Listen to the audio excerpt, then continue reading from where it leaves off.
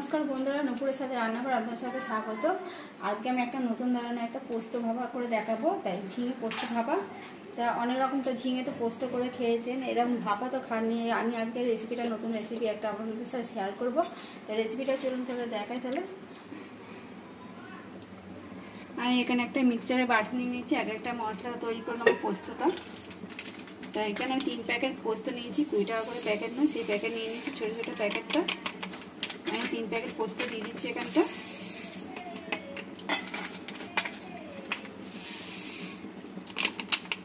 পোস্ত কটা দিয়ে দিয়েছি, ওর মধ্যে কাঁচা লঙ্কাটা দিয়ে দেবো। যে যেরকম ঝাল খেতে পছন্দ করে সেরকম ঝালটা দিয়ে দেবেন আপনারা।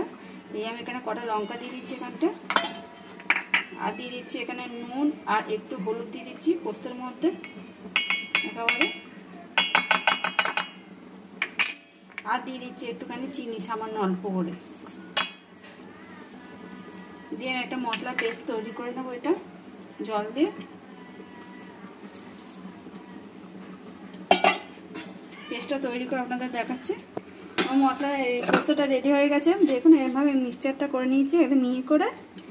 আর এবার এই ঝিঙেটা আমি আগে থেকে ধুয়ে জল ঝরতে দিয়ে দিয়েছি, আর ঝিঙেটা একদম ছোট ছোট করে কেটে নিয়েছি। একদম এরকম করেই কাটতে হবে, খুব বড় করে কাটলে হবে না, এরা মিহি করে ছোট ছোট করে কাটতে হবে, তাহলেই ভালো হবে এটা জিনিসটা। তাই সব ঝিঙে করা দিয়ে দিচ্ছি এখানে।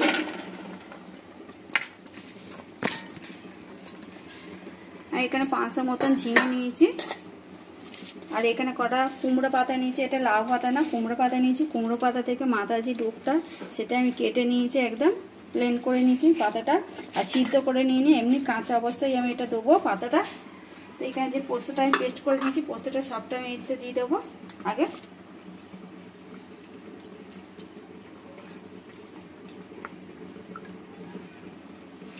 সব পোস্তটা আমি দিয়ে দিয়েছি ঝিঙের মধ্যে। এবার একটু সামান্য একটু কাঁচা তেল দেবো, সরষের তেলটা।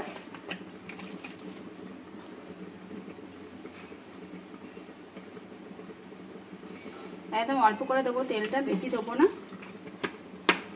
দিয়ে এবার হাতের সাহায্যে ভালো করে মাখিয়ে নেবো। একটু ভালো করে চটকে চটকে মাখতে হবে জিনিসটা, খুব চটকালে হবে না, এমনি আস্তে করে একটু দিতে হবে। তাহলে এই পোস্তটা যেন সব ঝিঙের ভেতরে মশলাটা যেন ভালোভাবে ঢুকে যায় এই পোস্তটা।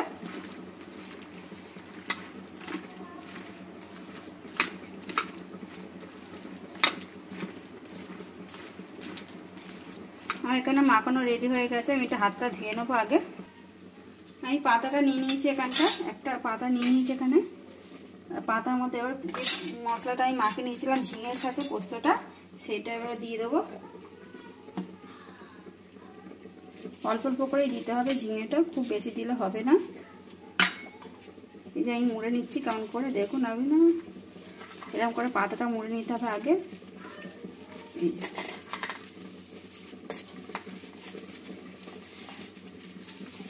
এই যে আমি একটা করে মুড়ে রেডি করে নিচ্ছি এরকমভাবে। সবকটা পাতা আমি এরকম করে মুড়ে নেবো একটা একটা করে। আমি সবকটা মুড়ে নিয়েছি, আর একটা মোড়া দেখিয়ে দিচ্ছি আপনাদের কেমন করে মুড়বেন। দেখুন এই পাতাটা, প্রথমে পাতাটা এরকমভাবে মুড়ে নিতে হবে আগে, নিয়ে তারপরে সাইড দিয়ে পাতাটা ভালো করে মুড়ে নিতে হবে। তারপরে এই পাশে পাতাটা মুড়ে নিতে হবে, তারপরে এই যে এরকমভাবে মুড়ে নিতে হবে। এবার এই পাতাটা এরকম করে মুড়ে দিতে হবে, দিয়ে এরকম উল্টিয়ে রেখে দিতে হবে। আমার এখানে ননস্টিকের তাওয়া নিয়ে নিয়েছি আমি একটা। ননস্টিকের তাওয়াটা গরম করতে বসিয়ে দিয়েছিলাম আগে থেকে। এবার সামান্য অল্প করে একটুখানি তেল দিয়ে দেবো।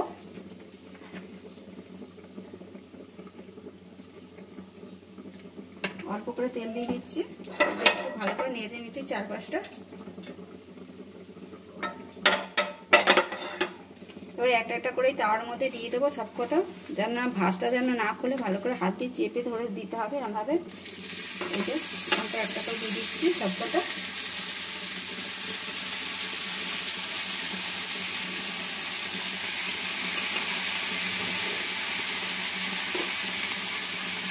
এরকম করে আমি যেমনভাবে করছি আপনারা যেমনভাবে সব করবেন বাড়িতে।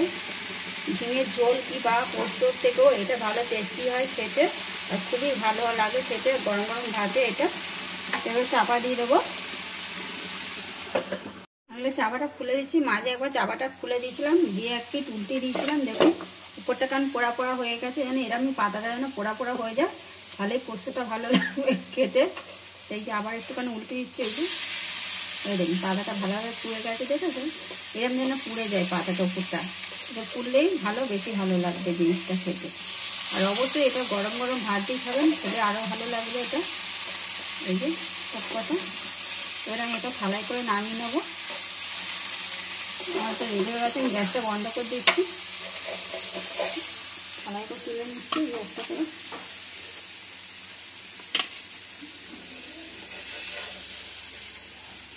একটু ঠান্ডা হলে আমি খুলে আপনাদের দেখাবো এটা। এই তো প্লেটে নামিয়ে নিয়েছি আর হালকা ঠান্ডা হয়ে গেছে, এবার খুলে দেখাচ্ছি ভেতরটা কত সুন্দর হয়েছে। এই একটা করে খুলে দিচ্ছি, এই দেখুন পাতাটাও ভালোভাবে সিদ্ধ হয়ে গেছে, পাতাটাও ভাত দিয়ে মাখিয়ে খেয়ে নিতে পারবেন এটা। এই যে ঝিঙে পোস্তটা আমার এখানে রেডি হয়ে গেছে, আর ভালোভাবে একদম সিদ্ধ হয়ে গেছে, একদম ঝিঙেগুলো পুরো সিদ্ধ হয়ে গেছে, আর পাতাটাও ভালোভাবে সিদ্ধ হয়ে গেছে। পাতার সঙ্গে এটা ভাত দিয়ে মাখিয়ে খেতেই বেশি ভালো টেস্ট হবে। তো আমার এই ঝিঙে পোস্ত ভাপাটা যদি আপনাদের ভালো লাগে অবশ্যই কমেন্ট করে জানাবেন, আর ভালো লাগলে লাইক শেয়ার করে দেবেন। আর এরকম নতুন নতুন রেসিপি পেতে আপনি যদি সাবস্ক্রাইব করে পাশে থাকা বেল আইকনটি প্রেস করে দেবেন। আবার নতুন রেসিপি নিয়ে পরের ভিডিওতে দেখা হবে।